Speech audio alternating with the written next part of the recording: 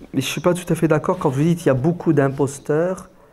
Non, ces gens-là sont ultra minoritaires. La majorité de la communauté musulmane qui fréquente la mosquée ou qui ne la fréquente pas sont des gens normalement constitués, qui se réveillent le matin avec une seule envie, c'est d'assumer leurs responsabilités individuelles, familiales, collectives.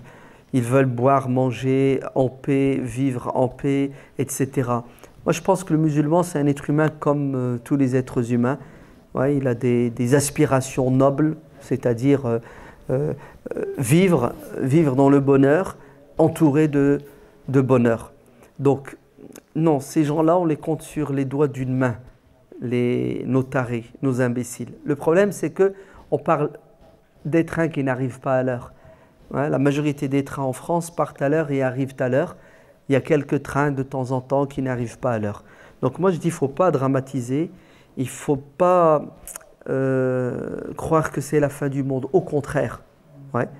Les musulmans sont globalement, majoritairement des gens sensés qui ont une compréhension, une pratique de l'islam du juste milieu, c'est-à-dire de bon sens, d'amour, de miséricorde.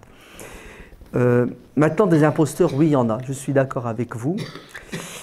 Ils ne sont pas dans les mosquées, les imposteurs. Et non, la majorité des mosquées, écoutez bien, sont tenues par nos parents, la première génération. Et vous ne trouverez pas d'imposteurs parmi nos parents. Vous ne trouverez pas de terroristes parmi nos parents. Hein, nos parents sont des gens extraordinaires, dans le fond et dans la forme. Ça, c'est une première vérité. La plupart de nos imams n'ont pas une pensée terroriste, extrémiste. Ce n'est pas vrai. Ce qu'on peut reprocher à certains de nos imams, c'est quoi? C'est qu'ils ne sont pas en phase avec la réalité, ils n'ont pas la langue française, donc automatiquement les discours ne sont pas appropriés.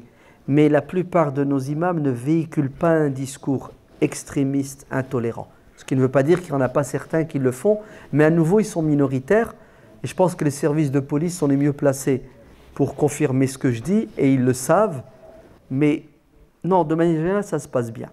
Vous allez me dire, bah alors comment se fait-il qu'on a ces dérives-là?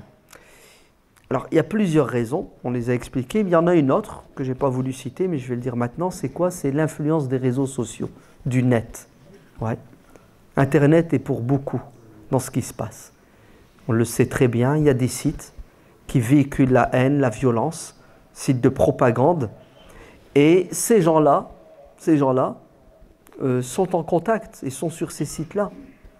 Donc moi je pense que ce ne sont pas les mosquées qui créent le fanatisme en France, le terrorisme, c'est plus, comme je vous l'ai dit, une situation géopolitique, socio-économique. La religion elle a un peu de sa part quand elle est mal comprise. Et puis le net y est pour beaucoup. Hein.